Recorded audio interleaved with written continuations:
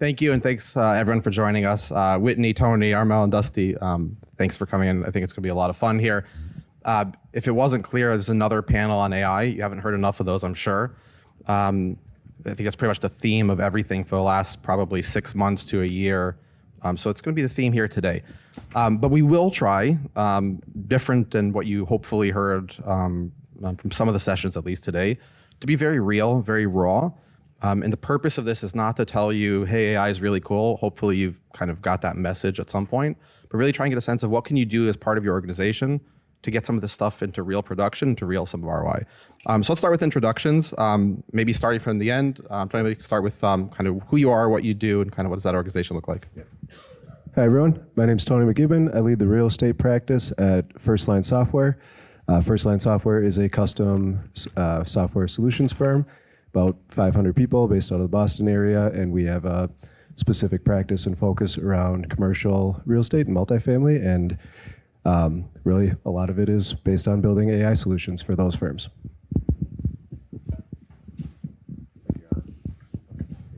Thank you. My name is Armel. I work for a financial service organization called Principal. We have about 100 billion or so in AUM in private market. And I lead the data and analytics team. So my role really is internally to build solutions and then partner with others where it matters to identify disruptors and take advantage of opportunities. Thanks for having us. Good morning, everyone. Thank you for joining us last day of the conference in Vegas. Excited to see a packed room. My name is Whitney Kidd. I have the pleasure of serving as Senior Vice President of Innovation and Technology at Preiss. We are a student housing owner-operator based out of Raleigh, North Carolina, with 95 assets under management. Also the founder of our innovation engine, Iris Technologies, where we are testing bleeding edge tech, AI, robotics, anything you can think of that's future state within our portfolio to share with the broader industry. So appreciate you being here today. And congrats again on your award yesterday. Oh, thank you very much. Hi, my name is Dusti Wofford. I've been in the real estate industry for 23 years. I'm showing my age. And it's all been with CBRE. I've been in a number of different roles, but most the last 4 to 5 years, I have been leading all strategy and technology for Trammell Crow Company, which is the owner and developer side of the business. So excited to be here and can't wait to talk AI. Thank you all for joining. So let's dive in. The title of the session is Building the Blueprint. Maybe starting with you, Dusti. What does that mean beyond tools and kind of the endpoints? What does that mean to you? This is probably one of, I'd say, the greatest questions ever, because I think we're all dealing with this today. How I look at it, or how we're looking at it at Trammell Crow, is first and foremost, you have to bring your business and people with you. This is, a lot of it's very new, even though everybody's hearing about AI and maybe they're playing with it at home and things like that. It's a little bit, you got to be strategic and you got to let them innovate, but at the same time, you have to put some guardrails around this.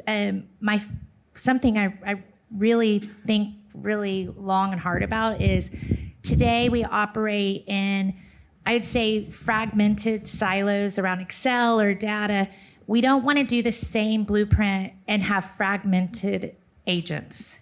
And so let that kind of settle in, because if you just let everybody go build their agents, and you're running a company, you're the CEO, whatever your role is, you're going to have that fragmented just like today, and maybe even worse. And so how we're looking at it is saying, hey, here's our company goals of where we want to differentiate ourselves. Here's our company goals on productivity.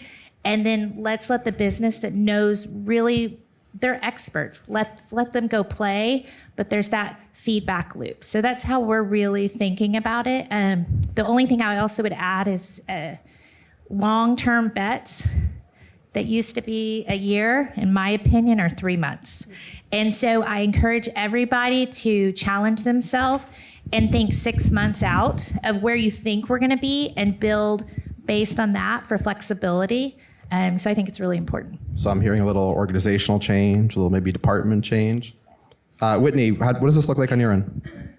Yes, and great points there. So for us, our blueprint is our framework. And I would encourage everyone in the room, whether you're a supplier, owner operator, wherever you stand in this industry, and wherever you are in your journey in AI, to develop a framework. And here's the good news. You don't have to create this from scratch. NMHC and RETCON have already done this for us as an industry, and this is what they're using to go and advocate on our behalf on the Hill. And so I'll talk a little bit about that framework, and you can look it up, but we're following this at Preiss. So number one, establish an organizational philosophy on AI use and oversight. Number two, promote fairness and consumer protection. 3, uphold transparency and explainability. 4, protect privacy and promote data integrity. 5, maintain outcome-based accountability and human involvement. 6, promote positive renter experiences and outcomes. 7, strive for innovation with responsibility, as you mentioned with guardrails. And 8, encourage third-party partner accountability and due diligence. So for us, start there. And again, even if you're already down the AI path, come back if you don't have a framework and develop that. And then the second item that we did was a project called RISE in our organization. We used a set of interns from UNC Chapel Hill. We had about 4 of them over a summer that task mapped every bit of our organization. So property level operations all the way to corporate. And what they were doing was finding areas of redundant work or work that could be automated with AI. And so those were 2 great structures for us, having a framework in place before we started. And then the second item of just figuring out in your organization, not just the property level, what are the opportunities and the challenges that you're looking to solve. That's really great. One of the things that we talk a lot about is instead of having these all these building blocks that are horizontal but never kind of line up vertically to anything, you really have to focus on each one of those building blocks. How do they come up to some type of ROI? And we'll talk about that in a minute. Armel, thinking about people again, we've had a lot of discussions about some of the weakest link in the organization is organizational change and getting some of the people on board. What's that been like? Yeah, I think we all know the technology works. The toughest part is the change management. From our perspective, and tying a little bit even with the questions that was just asked, a simple question was, how do we make money? What capabilities do we need to build to support that? And it was a multi-year process, but it goes to the fundamentals on how you build successful solutions.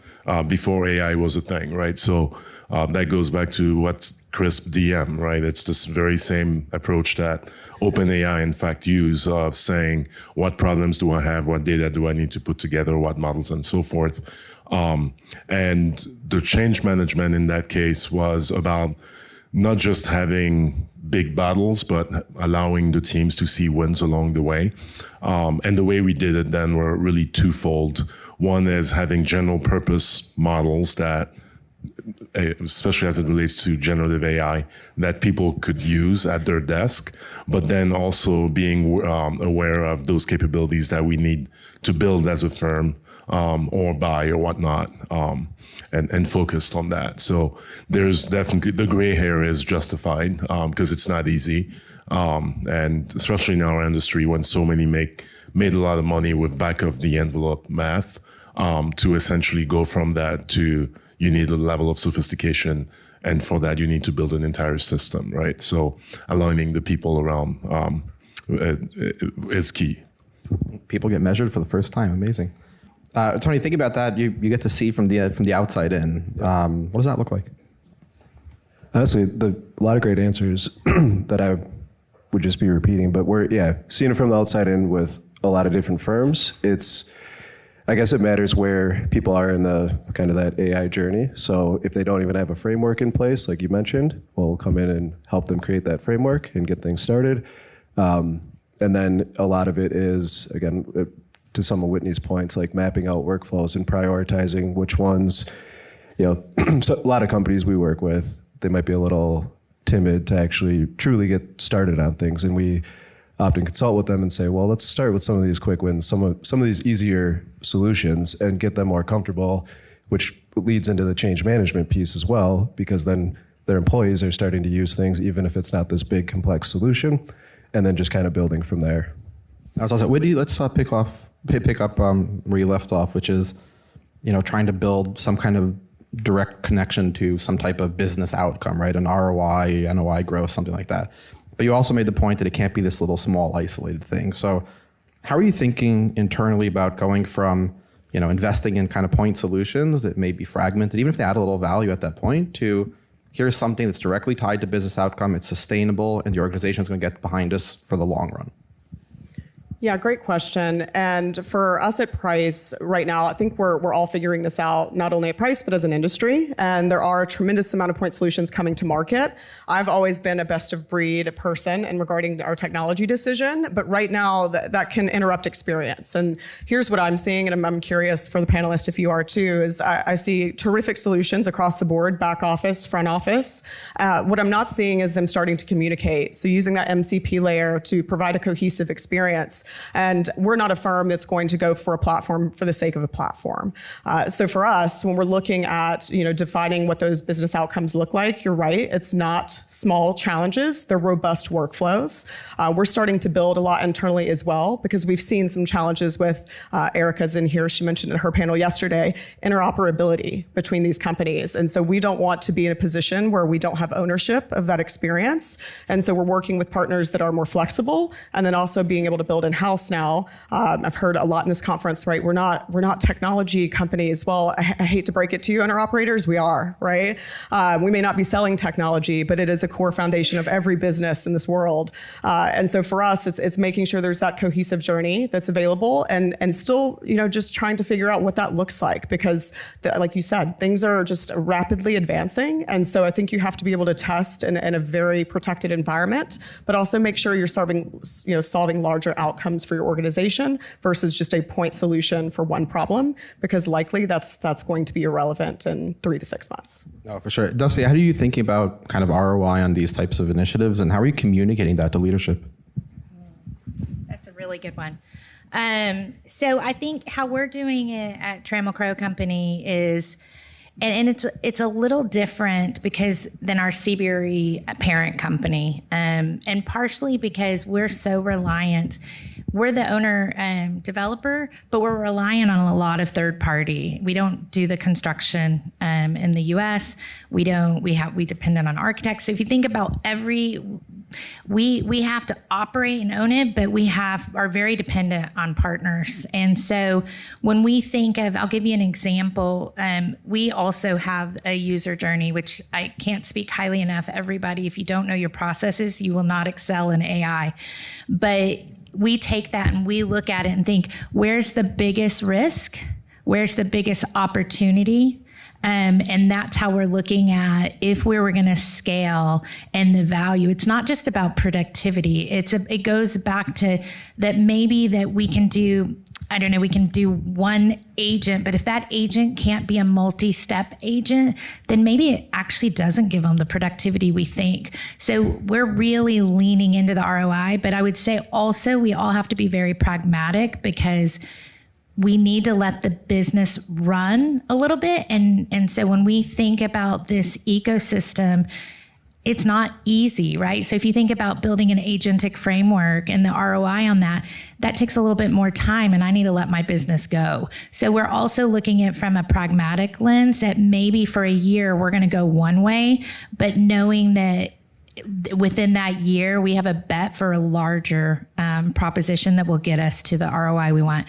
But it's definitely something I would say every CEO, I probably talk to my CEO now more than I've ever talked to my CEO and the presidents. It's a great, I get weekend podcasts, little emails sent to me. So I think from there, it's also good because I think you're seeing leaders. When she talked about being a technology, 100% everybody in this room is a technologist, and you have to lean in and you're going to understand that ROI better. I love that. Tony, we talked a little here about kind of pilots without saying the word pilots, but you probably have to do a lot of pilots with clients. What does that look like from a process standpoint? And also, how do you recognize, and how would you encourage people in the audience to recognize that a pilot is ready to move into kind of a real production framework? And in that process, how do you guide your organization to actually deploy that in a way that's meaningful? Yeah, so everything's evolving so quickly, but even a year ago, pilots were probably the main hook of us as a company to getting new clients with us. and that was I think at the time, that was the right thing to do. and pilots might have taken a couple months to build and a month or two to assess, and then we would make decisions from there. Now we're building pilots for people sometimes in days, definitely in a week or so.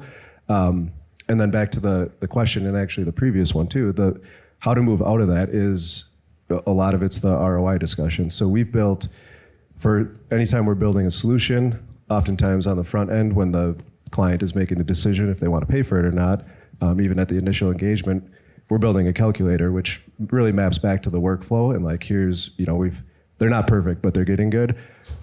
Here's that exact process, here's who's involved in it, here's how many documents are a part of it, and then we can map that, and they're making their decision of, should we do this ourselves, should we hire someone internally, should we hire a third-party firm?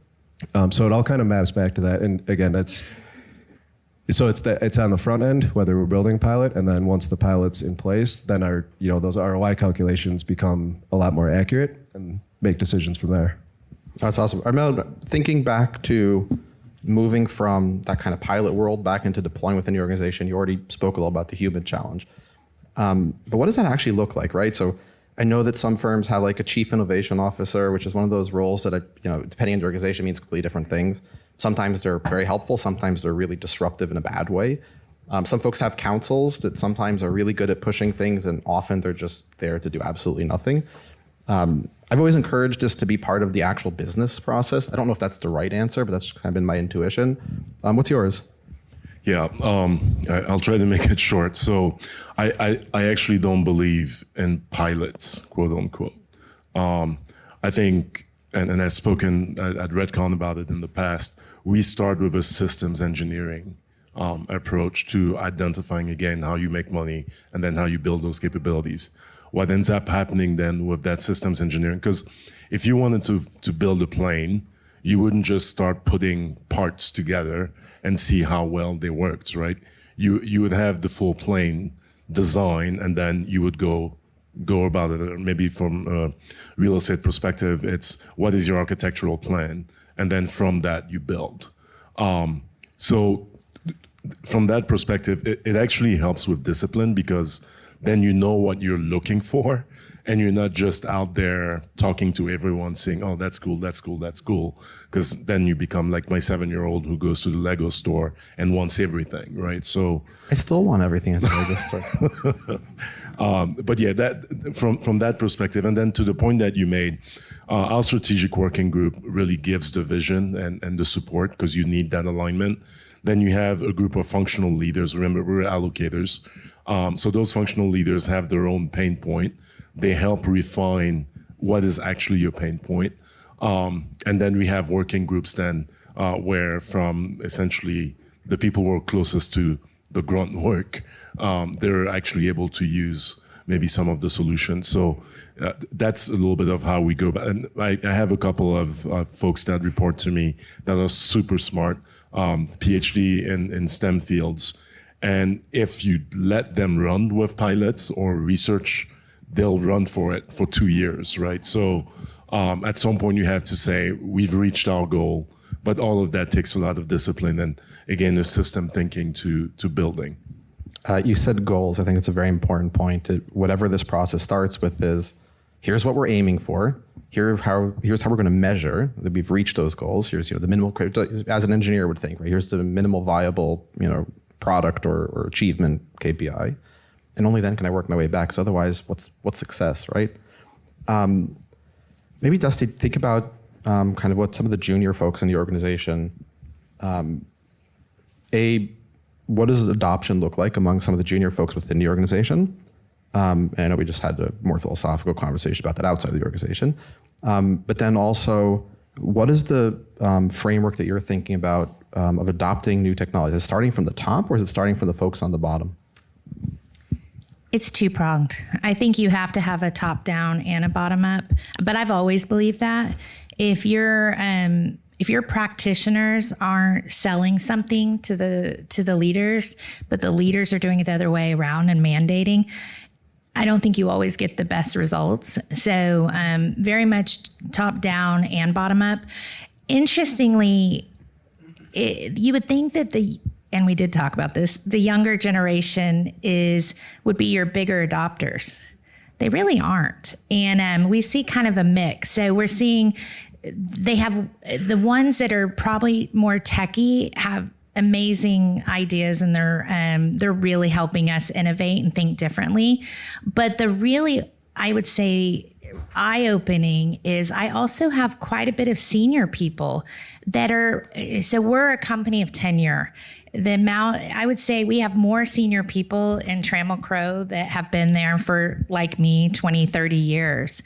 And so they're looking at, how do I leave this place better than it was before? And so from that standpoint, I would say we're attacking everybody. I think, as all the panelists have said, this is not a single person sport. It's a team sport. And if we're going to get it right, that's how we have to look at this. And the senior people are the guardrails.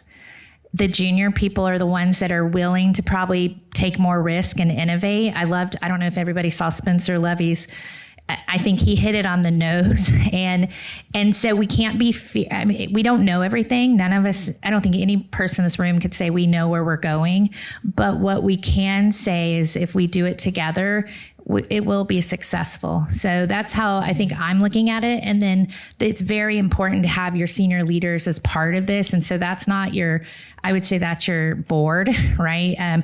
They have to be behind everything from a strategy, from the financial implications, and they have to challenge me as their head of technology and strategy, because I could be going down. So it really is, it's a whole group effort to make this successful. Just have to figure out which David Bowie song to use, right?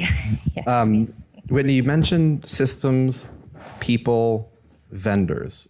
Thinking about those three categories, I know that they overlap in many ways, but given the complexity, given that the people are moving and shifting, the systems are moving and shifting, vendors, as you mentioned, have their own interest, and there are a lot of really great ones. How do you bring those things together with the right alignment where you care about your organizational performance and everybody else cares about other stuff?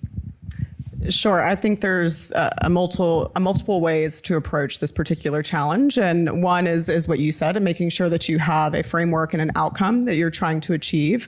But I think also having people, I was going to say it's a bit opposite in my organization from your point of listening to what's out there, because we're getting a tremendous amount of information from our Gen Zs and starting to learn. But being able to blend all those processes, I'll give a few tips here, just direct. One, when we're talking about a supplier partner, if we are evaluating today for a new technology, whether it's AI or non-AI solutions, we will let them know up front what our expectations are from an interoperability standpoint, from a data standpoint, and from where Preiss and what we want to do and what we want to achieve right up front in that conversation. I ask what their defensive plays are going to be. I gave this example in a conference a couple of weeks ago. I'm like, okay, if your defensive moat is payments, because that's your primary revenue source, I need to know that up front, because I may want to do something around payments in the future, and we're having those conversations earlier versus later in the cycle. That's been a big portion for us. On the people side, it's trust. And I'll give you a real use case here.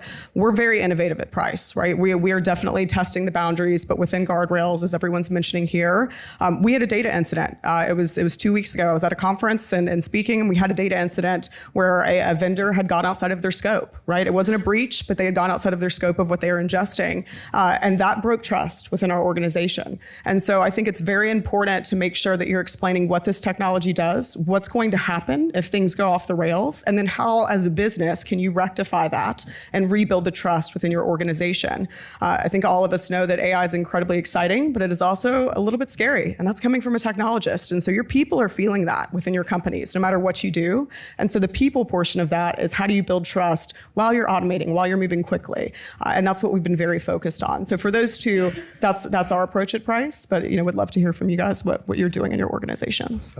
Armel, if you could pick up on that, because I'm curious to hear, when you think about vendor selection specifically, I mean, I see some very large vendors in the audience who have really great products that I'm sure all of you on stage use.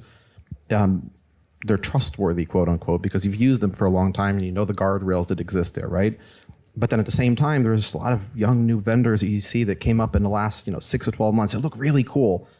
And some are, nonsense, but some are actually really cool, right? And it's got to be terrifying to think through that of, you don't want to do a pilot, but then you're looking, does that mean you just pass on these solutions? No, I do pilots. I just don't rely on them for my strategy. Answering, I joined and belong to numerous ethical and responsible AI groups and committees. For asset management, the whole group, it's tiring. But to your point about trust, on my way here, we have company we've been doing business with, supplier, it's been 3 years, and we got some errors. And apparently they have an agent going rogue, making changes that broke essentially the platform we're using for quite a few. So we had to issue some SEV and so forth. And if it was not part of the contract, we never authorized, right? So that's another thing we need to be cognizant of. Go back, review your agreements. Yes, make sure you could use the data you think you could use, but also make sure that people can't just make changes without essentially your knowing or whatnot. Especially now, everyone is excited. They hear about agents and they just want to implement it. Well, if you're in the enterprise, now you don't have to just worry about risk within your walls, but you have to do so even more for everyone outside that has. Anyways, I'm going on a tangent, but to answer your question, going back again to the fundamentals about data modeling and everything else, every solution that you bring to bear is a cross-functional effort.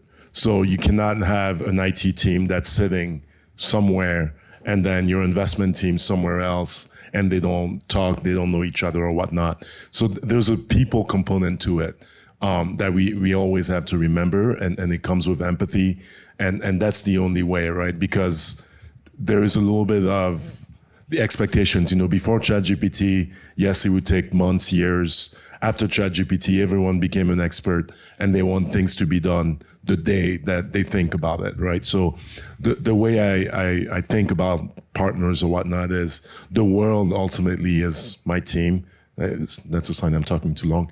Okay, so what that means when we're evaluating partners, if I'm working with someone that's going to give me the data or the modeling, or everyone comes with capabilities, but ultimately there are three things. You need enough capacity, you need the right skill set, and you need the alignment. So those are the three main things, right? And whether you're doing it internally or filling those gaps with outside partners, those are the lens that I take. No, that's great. You want to follow up with that? Do you mind? Absolutely not. No, I think this is a wonderful topic.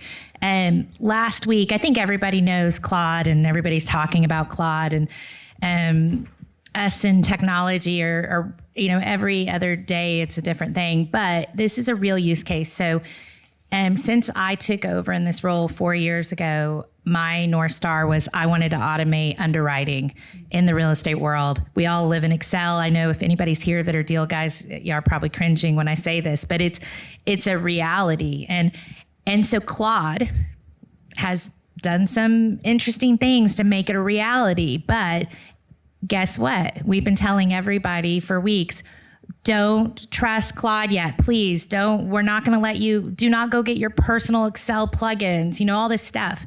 And if you go on LinkedIn, everybody's giving a Claude underwriting tutorial. Okay. So, of course, my deal guys are all, Dusti, why can't we use this? Why can't we use this? And so on a call 2 days ago, because we are doing a small beta pilot for 15 people to see what's the art of possible. And I've told everybody, mask the data, have Claude create a model for you. We'll give you a model. Do not use our IP. Guess what? Why can't we do this? And you can tell that means they've probably done it, right? We haven't given them access, but every single one of them have done it. And I said, think about it this way.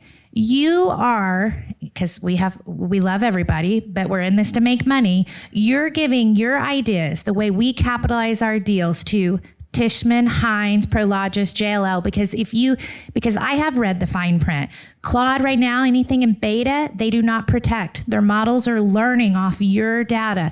They're taking your data. They will not, if they leak it, they have no responsibility. So I wanted to add that because it was just such a funny use case that I can tell everyone in our business don't use it. And then they're using it because their friend next door at JLL or someone's told them they've done this great underwriting.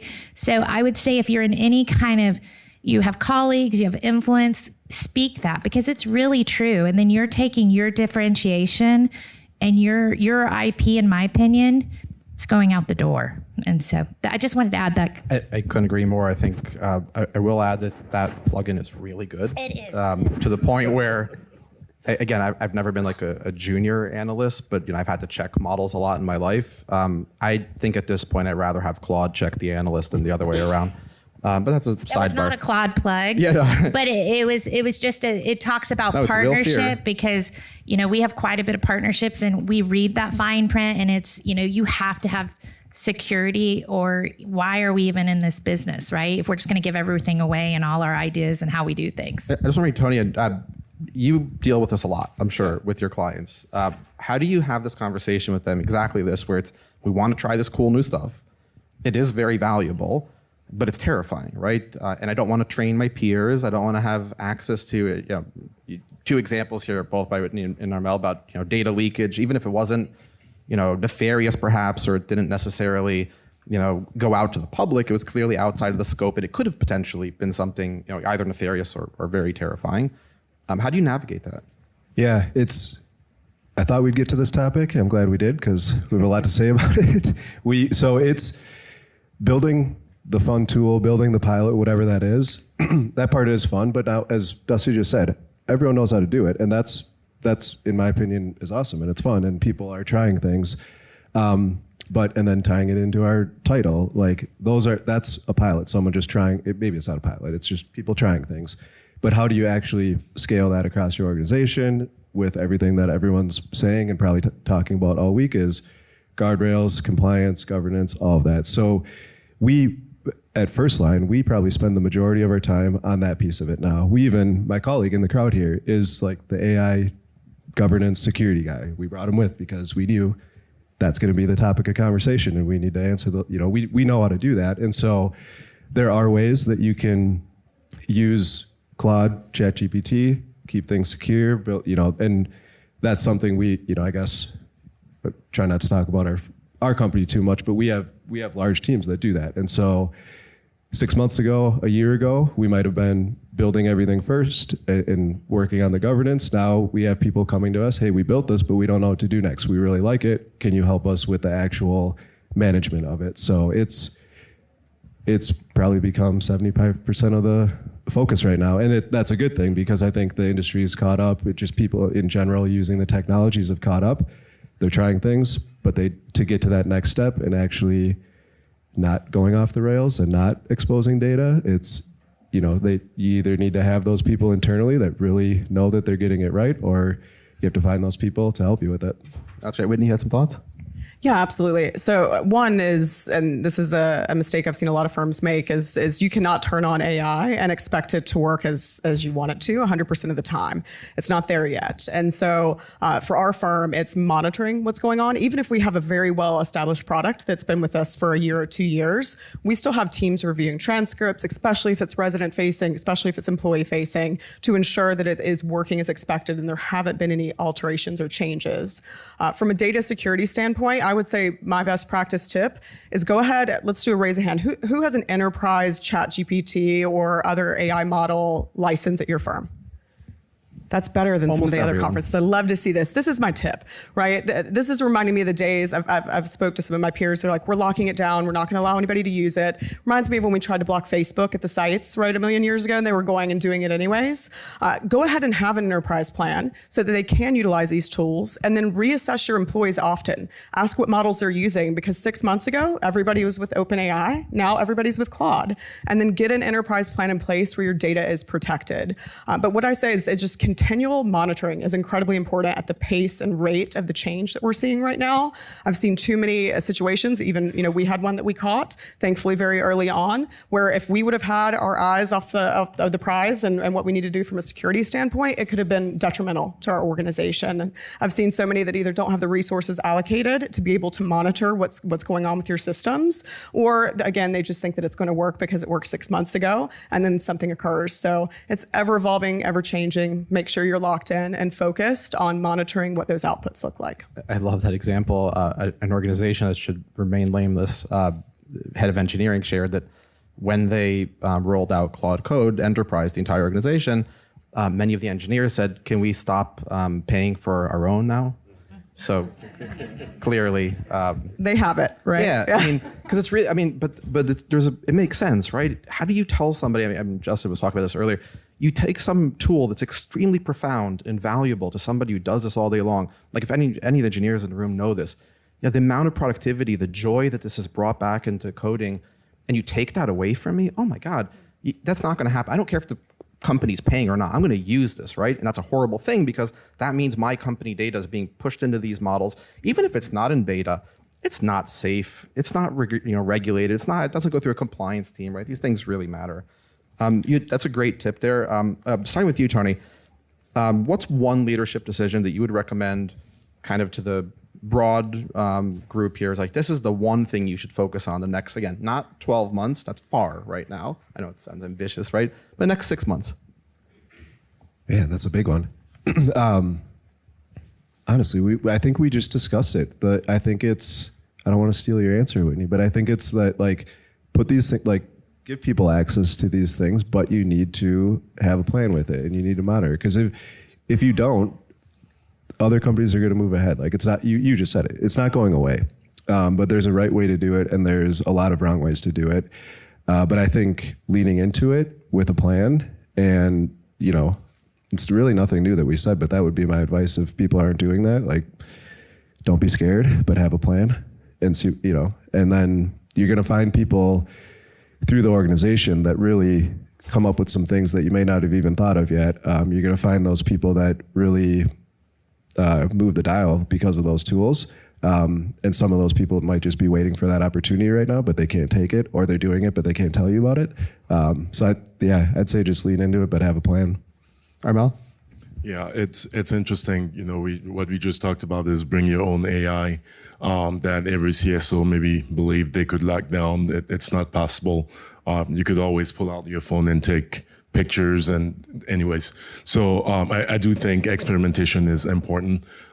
There's no, and I hope no one in this room is not trying or discouraging folks from having it. So the experimentation is important. I think it's really about having a growth mindset. And what that means is both from the experts who've been in the organization the longest, because I think they probably are the best suited to use a lot of these solutions, given that they understand nuances that maybe younger analysts may not get. That's actually also what does worry me. And we might be taking away an opportunity for recent graduates in particular to develop a professional instinct, right? With companies slowing down and saying, what does AI, it's that part worries me quite a bit. So I wish we invested more in people, not less. As capitalism, as you were discussing before, it's taking its toll. But that's my biggest worry, really, as I think about all of this, is how do we continue to develop people? Because without people, none of this matters.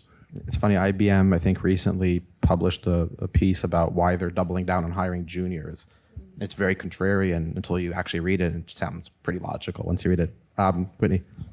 Double down on your tech team. And I'm sorry if you've heard me say this at other conferences. It's a hill I'm going to die on, guys, but it is important. I'm going to speak to the owner-operators in the room. Our industry for a very long time has had a lack of resource in the technology space. I'm not saying this because I'm a technologist. I'm saying this because the pace that we're seeing change right now, the only way to make sure that you're prepared for it is to have a robust technical team. And if you're smaller, we're a mid-sized owner-operator. If you're a smaller company, that doesn't have to be that you go out and hire a CTO. There's a lot of options. There's consultants.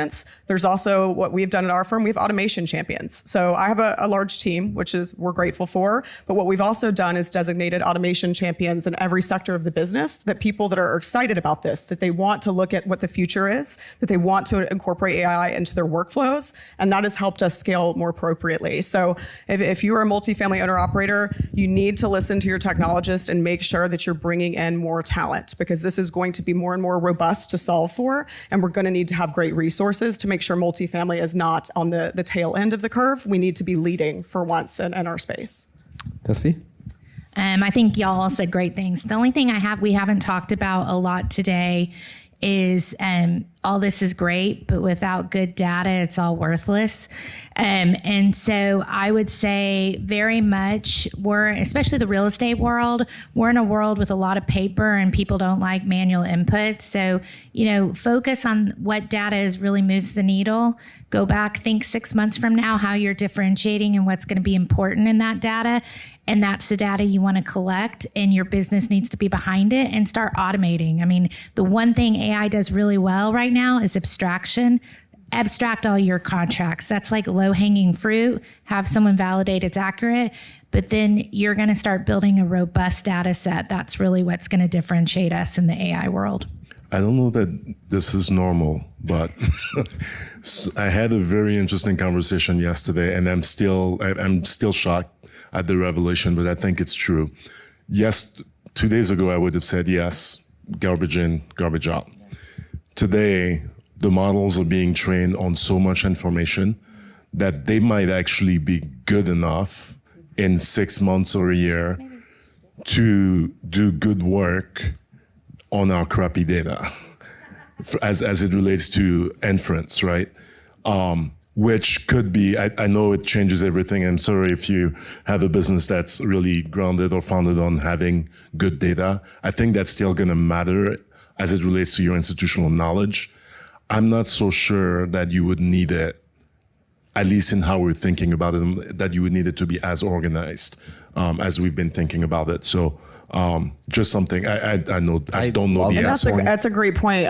That was a 2-day change for him, right? So everybody in this room, maximum mental flexibility, right? Because the rate of change is likely not going to be able to keep up with how we process information as humans. And so because again, what is reality today? I would have said the same thing, might not be the same in 2 days. Because we're doing a real live example. And I can tell you right now, and we're using the big boys in the AI, and Google actually piloted with us to solve it. And I think you were 100% right. Give it maybe a couple years. I do not think we're there. I think everybody thinks we're there, but there's so much hallucination. There's so much, when you dig down in like actual development and what it takes to develop a real estate property, forget just market research. Market research, probably. When you start thinking about the environmental, the actual what's in the ground and what's feasible and all the zoning and entitlements and everything that you have to do to get real estate actually successful, I think we're a little bit far out, but I think in the market research, I think you're spot on. I think we will see huge improvements in that. It's already there. That Docs AI platform is pretty amazing, isn't it? Yeah, we're a huge Google partner as well. But I think your point, by the way, is not far off. I don't know to guess timelines. Good timelines is a hard thing to guess, but we know today that if you put past information, potentially messy, into context graphs, and we then put that as kind of part of the context and type of the queries that we run, we can see this internally. I can tell you at Cherre that it's very profound. Does it solve the problem? No, we still have humans in the loop in a lot of places. We still have a lot of harnesses that we like to put around things. But I will say that, to your point, again, I don't mean this disrespectfully to any kind of point solution around kind of abstraction or documents. These things are not solved problems, but they're essentially becoming solved problems. Once that's out of the way, the question then becomes, what do I do with this information? How does it become valuable and part of my process? And how do I govern that, right? How do I make sure that this ontology continues across the board? How do I make sure that we call these things the same things in different parts of the organization? How do we have this auditable such that when I see this query at the end, I know that this query ran 20 times and got the same answer 20 times, and I can sign off from a SOC 1 standpoint, because I'm going to report this to a public market or my LP, and I have legal liability when I do so, right? That challenge gets a lot harder. We have 45 seconds left, so I'm going to have to end there. Thank you so much, Tony, Armel, Whitney, and Dusti, sorry. Thank you all so much. It's been really great to be here. Thank you all for joining us. Hopefully you learned something and had some fun. Thank you. Thank you.